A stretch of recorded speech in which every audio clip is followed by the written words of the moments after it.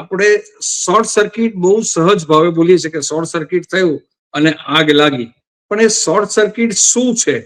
Short સર્કિટને કેવી રીતે વ્યાખ્યામાં કેવું હોય, તો એના કારણો કેવી રીતે જોવાના? તો ઇલેક્ટ્રિકલ શોર્ટ સર્કિટ થવાના મુખ્ય 3-4 જે મહત્વના પરિબળો છે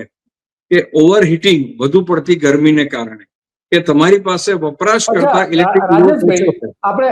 તમને અહીં અટકાવીશ. રાજેશભાઈ, ઘણી વખત તમે જ સમાચારો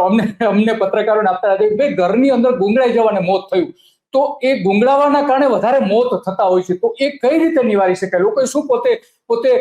ફાયર બ્રિગેડ તો પછી 2, 5, 8, 10 મિનિટ પછી આવતી હોય છે, રેસ્ક્યુ ઓપરેશન ત્યાર પછી શરૂ થાય, પણ એ જે એના માટે 5-10 મિનિટ જે મહત્વની હોય છે, તો ત્યારે એને શું કરવું જોઈએ? માનો કે ગુંગળામણ ન થાય, અથવા તો કયા રસ્તે એને બહાર નીકળવું જોઈએ?